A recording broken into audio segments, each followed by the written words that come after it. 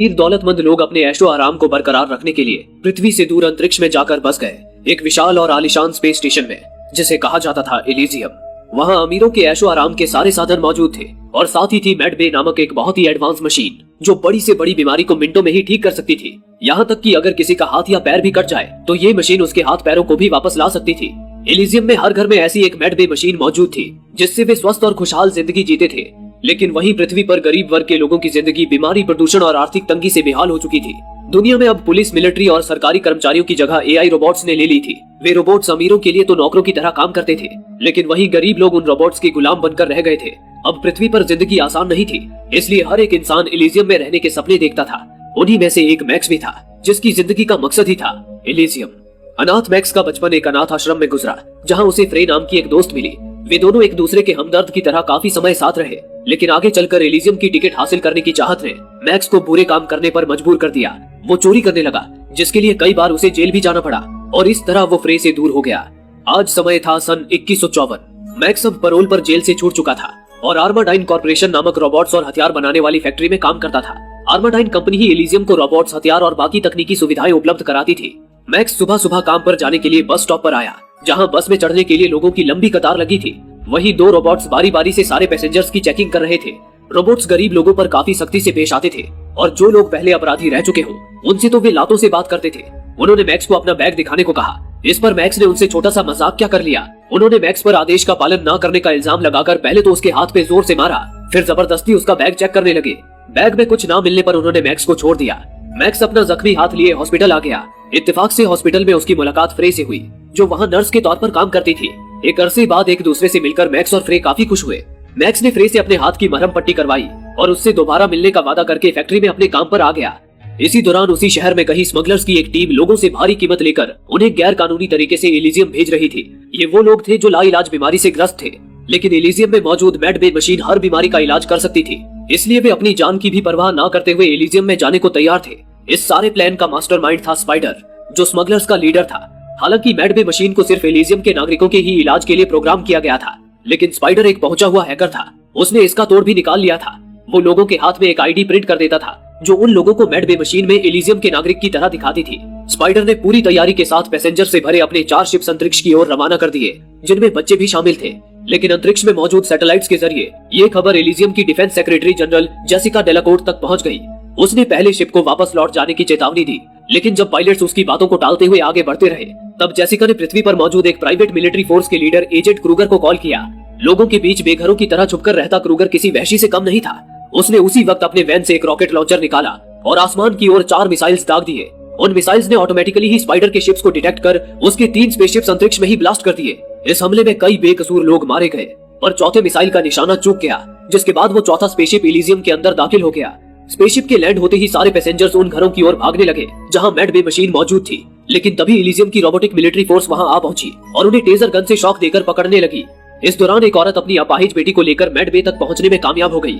उसने बच्ची को मेडबे मशीन में लिटा दिया। मशीन ने पहले तो उसे स्कैन किया। उस बच्ची के हाथ में आईडी प्रिंट थी, जिससे मशीन को लगा कि वो एलिजियम की नागरिक है। जिसके बाद मशीन ने चंद सेकंड्स में ही उस बच्ची के पैर ठीक कर दिए। लेकिन तभी रोबोट्स ने उन्हें भी अरेस्ट कर लिया। रोबोट्स द्वारा अरेस्ट किए तमाम लोगों को एलिजियम की शिप से वापस पृथ्वी पर डिपोर्ट कर दिया गया। जेसिका की इस हरकत ने एक बार फिर इंसानियत का गला घोट दिया था। इसी दौरान पृथ्वी पर मैक्स पूरी मेहनत से अपने काम पर लगा था। वो एक रोबोट को असेंबल करके अगले प्रोसेस के लिए एक चैम्बर में बंद करने लगा, और तभी उस चैम्बर का दरवाजा अंदर ही किसी चीज पर अटक गया।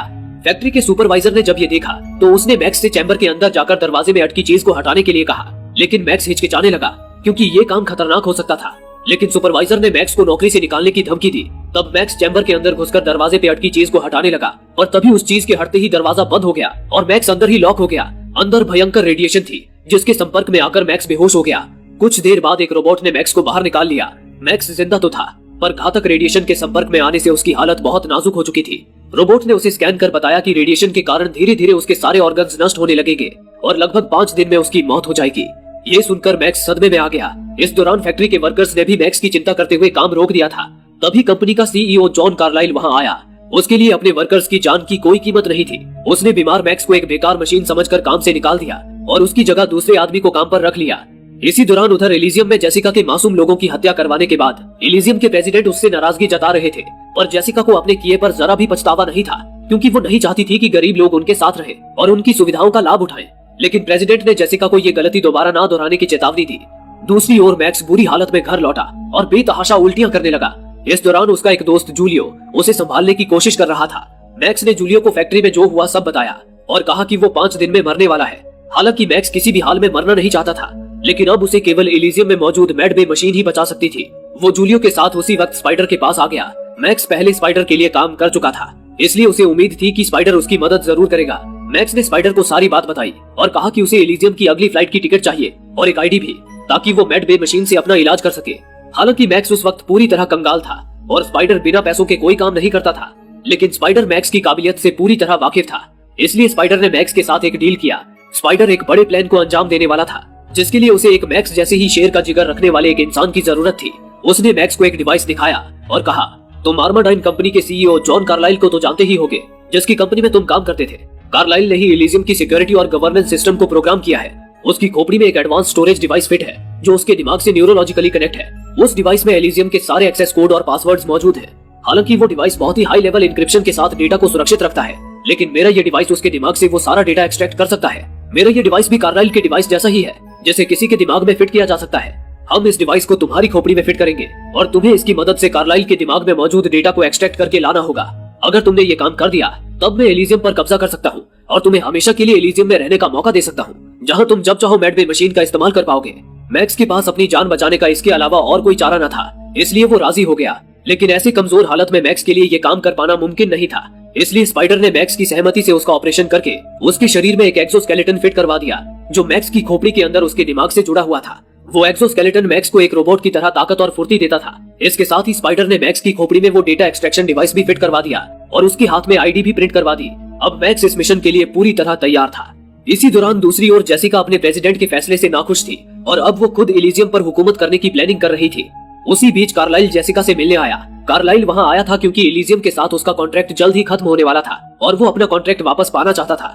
जेसिका ने इस बात का फायदा उठाने का सोचा। दरअसल एलिजियम पूरी तरह कंप्यूटर प्रोग्राम पर चलता था और उस प्रोग्राम में प्रेसिडेंट की जगह जिसका भी नाम एनकोड होता था, एलिजियम पर उसकी ही हुकूमत होती थी और सारे रोबोट्स उसके इशारों पर चलते थे।